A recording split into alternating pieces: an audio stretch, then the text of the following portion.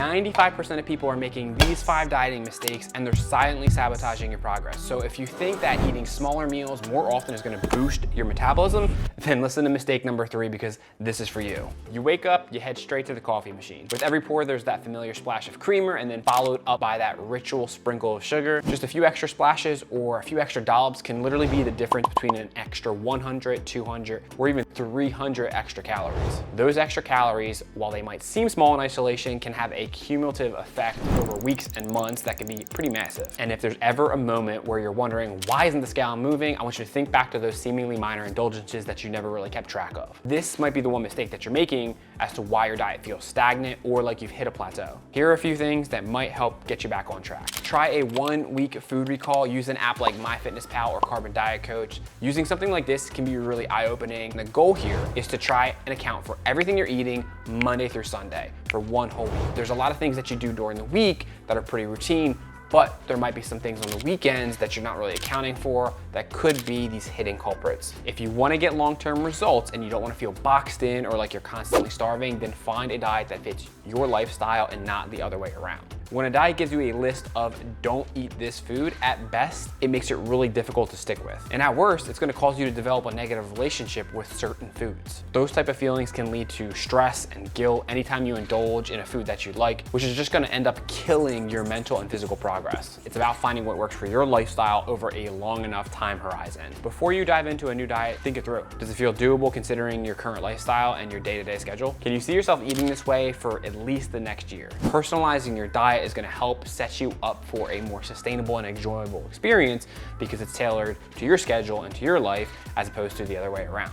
But being in a calorie deficit is crucial for any fat loss strategy, regardless of what diet you're doing, whether it's keto, paleo, Whole30, or any other diet. Just like the foundation is important for a sturdy home, the amount of dietary protein you get is really important for your body, and especially in this case, for your fat loss goals. So without enough dietary protein, what's gonna happen is your body could end up breaking down your muscle tissue to meet its protein requirement. On the topic of how food affects our bodies, let's clear up another myth. Some people are gonna have you think that eating smaller meals more often is gonna quote unquote boost your metabolism. This is nonsense. Whether you're eating 3 meals a day or 6 meals a day, if the total amount of food is the same, then the metabolic effect is gonna be roughly the same due to the thermic effect of food. Now, protein has a higher thermic effect than carbs or fats, say. But for the sake of this point, the total amount of food is what you want to pay attention to. Here are a few simple methods that you can try to help hit your daily protein goal. First, calculate your daily protein needs and distribute them throughout the day in a way that makes sense for your life.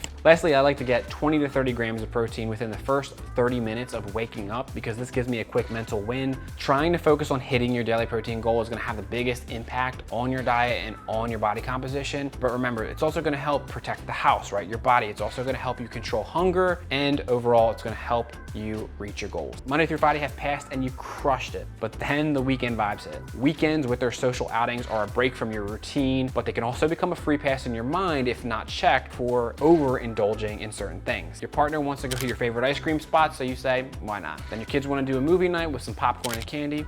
Sure. And finally, Sunday brunch with the friends rolls around and you're thinking a few extra mimosas aren't gonna hurt, right? So come Monday when you step on the scale and you expect to see that steady decline in your weight continue, but surprise, the numbers haven't changed. So suppose you're in a 200 calorie deficit under your maintenance calories every day during the week. That's a total of 1,000 calorie deficit Monday through Friday. But then what about the Saturday ice cream or the movie night snacks or those Sunday brunch extras? You could have easily just consumed an unplanned excess of 1,000 calories, thus eliminating the deficit that you build up throughout the week. Here's how I manage that weekend balance. I set aside some extra calories, especially if we're gonna be dining out or we know about a social outing ahead of time. Then I use my favorite app's planning feature. It allows me to pre-plan and allocate extra calories on the weekend and evenly distribute them from the week, so that way I'm still hitting my goals, I'm staying on target, but I'm not feeling stressed and I'm able to enjoy my weekends. And while we're out, I try to stay in the moment so I don't track my food on the spot.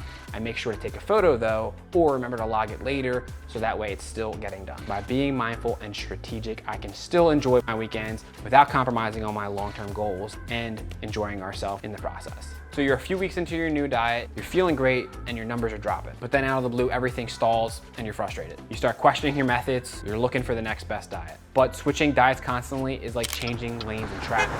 You're hoping that the next one's gonna move faster, but you never really get any further ahead. So here are a few things that might help make that process easier. 1, jot down your daily progress and use an app or an Excel sheet like the one I used below. This is gonna help give you a little bit of clarity, a high-level overview, and make things a little bit easier to monitor your progress over the weeks, months, and years. 2, switch your focus to the daily actions that you can actually control as opposed to getting hyper-fixated on the goal of the week, like shedding X amount of pounds. 3, try committing to a longer time horizon for your goals. Think in terms of years and not in weeks or months, and you're gonna see yourself becoming a lot happier. And don't forget, hop on a scale to make sure you're measuring your progress, but don't get hyper-fixated on those day-to-day fluctuations, and instead focus on your weekly averages, as they're gonna be a better indicator of if you're headed in the right direction, if you're trending up, trending down, or staying the same. Remember, progress is rarely a straight line up or down. Like the wise Peter Drucker said, what gets measured gets managed. So keep showing up, stick to it, measure it, and give yourself enough time to actually see change.